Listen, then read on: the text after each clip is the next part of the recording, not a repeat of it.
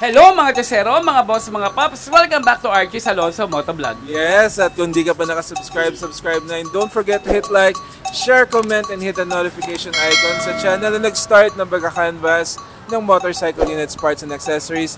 At this time, active na active po sa Facebook and TikTok. Maraming salamat po sa lahat po ng mga nag-subscribe, sa mga nag-subscribe, at sa mga nagko-comment po sa mga bawat vlog na ipinapublish po namin sa channel na to. Sobrang appreciated po namin yan.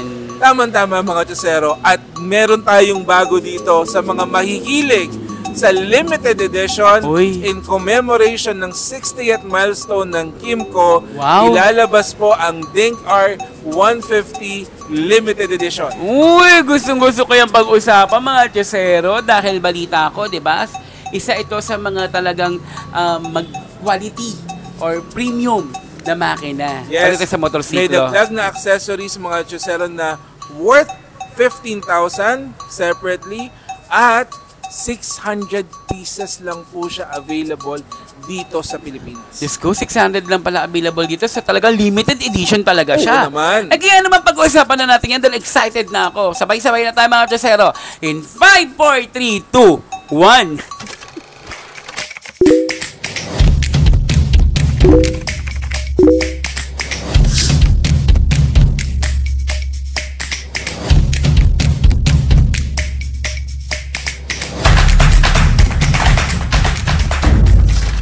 Pero pag-usapan na natin ang binibida ng Kymco Limited Dink R. Yes, so ang Dink R 150 ay ergonomically designed scooter. No wonder kung bakit siya pinili ng Kymco para sa 60th milestone kasi for comfort and speed mga Chesero. Sa harapan pa lang makikita nyo na meron siyang extended windshield para ma-reduce yung wind fatigue. Napakataas. Maganda to ha. Okay sa akin to. And naka full LED pa siya mga Chesero at napakaganda ng design. Kita nyo naman yung daytime running light niya. Added spunk sa magmamaneho nito at nakadagdag pa ng ganda yung metallic green color. Correct mga Chesero. Naka full LED light nga siya. And then eto napansin ko na yung limited na pinag-uusapan natin etong crash guard na to. Yan. Kasama po siya mga Chesero. Correct. Nakakonect siya from visor or windshield. Kaya konektado rito sa body hanggang likod. Kasama na siya sa 160,000 na babayaran nyo mga Chesero. Wow. Tuloy-tuloy na natin sa baba. Ituloy na natin yan mga Chesero. Ang suspension po nito sa harapan ay naka-telescopic port. At ang size po ng gulong nito ay nasa 120, 70, 13. At Wow. syempre, ang binibida nito mga Chesero, naka-ABS to at naka-disc brake sa harapan. At balita ko may traction control. Nakikita ko naman dito nakalagay traction control system. Yes, traction control system mga Chesero para pag tayo nadadaan sa mga putik, hindi tayo nadudulas. Ayan, kaya palakas siya ang pinili for limited edition. So naka-maxi type liquid cooling system siya. Alam niyo ba mga Chesero, una siya dito sa category na to na nagpo-provide ng ideal engine temperature for optimal engine performance. Ang daming first. Wow, oo, correct no. Tsaka balita ko, hindi lang pala harapan ng ABS niya, pati likod. So, Wow. dual ABS siya. Wow, ayan, syempre, naka-digital panel si Kymco Dink R Limited. Yes, so mga Chesero, Dink R 150 standard has similar features sa limited edition natin. So, kung ano yung makikita nyo, yan din po yung nasa Dink R 150 special Correct, edition. halos wala naman pinagkaiba. Ito yung Correct. binihisan lang naman dahil nga 60th milestone ng Kymco mga Chesero. Yes, so pakita mo na yung mga special features niya. Actually, wala siya special features. Ang papakita ko sa kanya yung mga special buttons niya. Oh, okay. Talaga. So, dito tayo sa kanan mga Chesero. No? Ito, pang-control natin to sa ating digital panel. Okay. No? So, yung parang menu. Diba? So, ito, meron tayong kill switch dito sa kanan at yung ating electric start. At dito naman sa kaliwa mga Chesero, dito yung high beam and low beam and yung kanyang signal at yung horn. At dito sa harapan din mismo, no, tong hinahawakan kong handlebar, Meron ditong passing light Okay. at TCS button kung gusto mong i-on at i-off.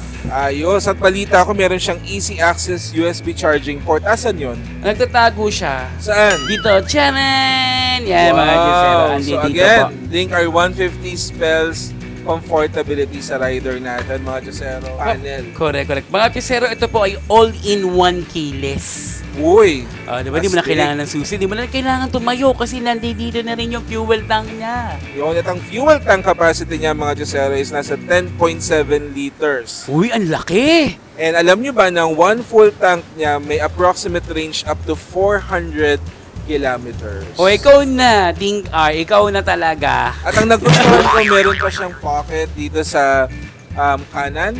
Uy. Hollowed up to upright. So, panigurado, maraming malalagay pero hindi siya nalalak, mga Josero. Pero Correct. altogether, it's really muzzled and ergonomically designed, mga Josero. Tama. Ang ganda, no? Ang ganda na ignition niya, mga Josero. Ang At ganda. i-reveal na natin yung isa pang accessory na included sa limited edition. Ano ba yun? Ito yung 4 pieces na footboard niya, yan, mga Josero. Hindi ka na to. gagastos, kasama na siya dito sa limited edition, mga Josero. Again, maulit ko lang kung separate nyo siyang ipapa-add, nagkakahalaga siya ng 14,000 pesos. Talaga? On top of the standard unit. Pero sa limited edition, for 160,000, all in, limited edition, 600 pieces only in the Philippines. Uy, yun pala yun. Tayo sa seat ha. Pasensya na hindi namin ito mabubuksan dahil nakakaya naman sa nagmamay-ari. Correct. At may tuloy ko lang, mga Josero, yung ergonomically designed scooter.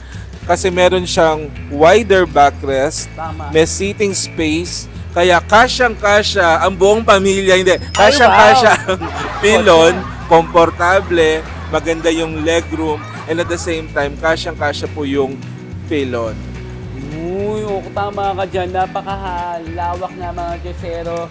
At komportable talaga si rider at si angkas. Correct. At hindi lang yan, kahit hindi natin nabuksan itong under seat compartment nito, ito ay naglulunan, mga Josero, ng isang full face helmet. Wow, large under seat compartment, mga Josero. So, talagang ang binibidan niya is comfort and at the same time ergonomically designed. So, tamang-tama. At i-reveal na po natin ang isa pang accessory niya.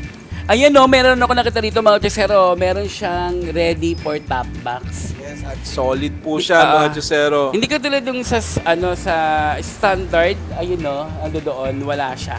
Yun, mga Josero. And very unique po yung kanyang kulay. At up close, mga Josero, makikita nyo, andun pa rin po yung Ding R. Pero sa ibaba niya, may nakalagay na Special Edition. Wow. Kala ko nakalagay dyan, Ding R, ang bato sa ilalim. Ding R ang bato.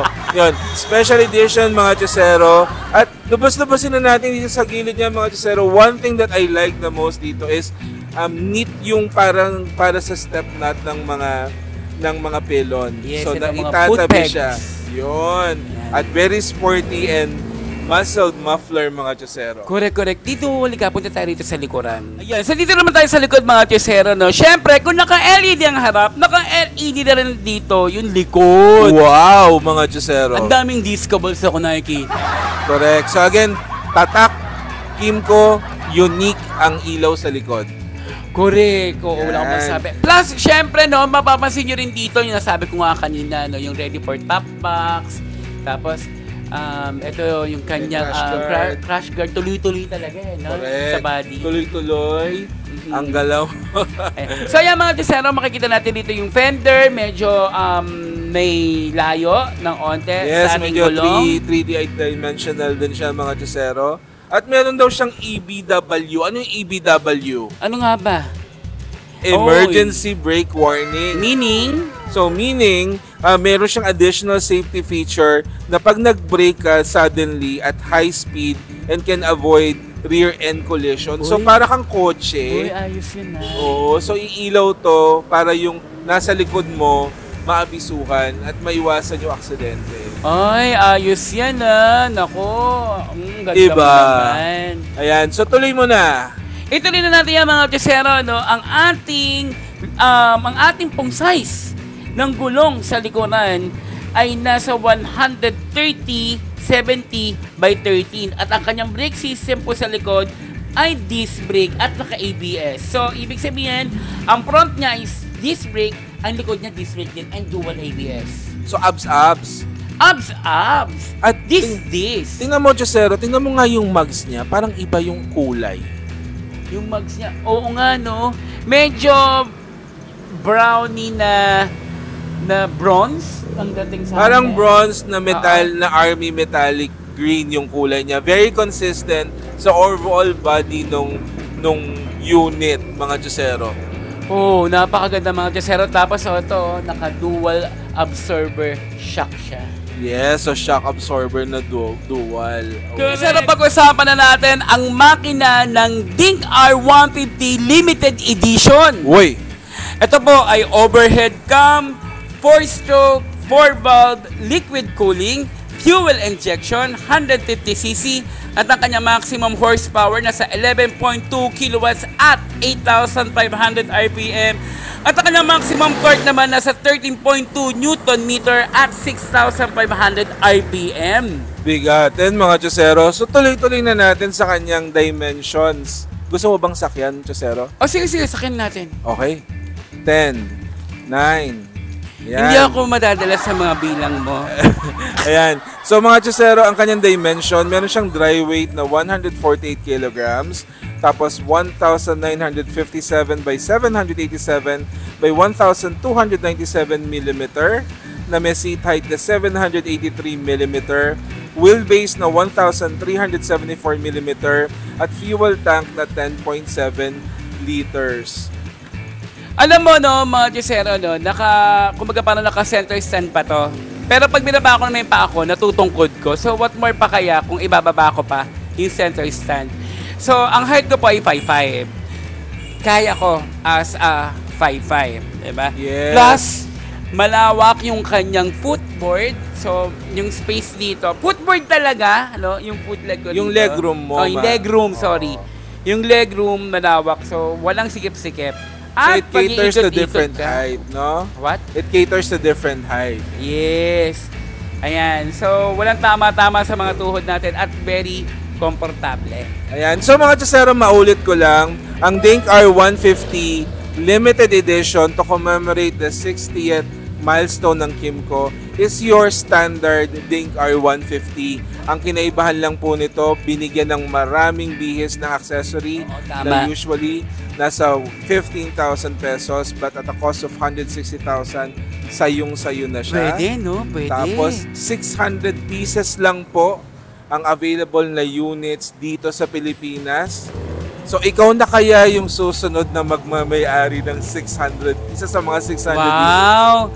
Oh, bakit hindi, di ba? Oh, katok-katok naman diyang Kymco dahil 60th milestone na kayo. Malapit lang po ang bahay ko sa Sampaloc, Manila. Baka sa'yo na yung ika 599.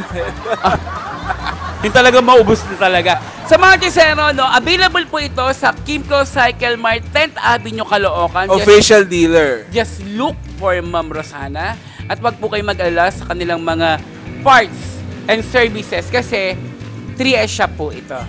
So, Correct. available po ang mga piyesa nito at pwede po kayong magpa-change oil or kung ano man yung mga gusto nyong paggawa from Monday to Saturday. Yan. Yes, at mga Josero aside sa Dink R150 Limited Edition, punong-puno, nagsisiksikan, napakasikip nga dito dahil ang dami-daming Kymco units na mapagpipilian ninyo. Sobrang dami, andito pa nga yung Dink R Standard, yung una nating binalag. Correct. So, punta na. Marami kayong mapipili dito, mga Josero. Napakaganda mga Josero. Punta na po kayo. Bisitahin niyo po ito. Ang ganda. Yan. So, bili na.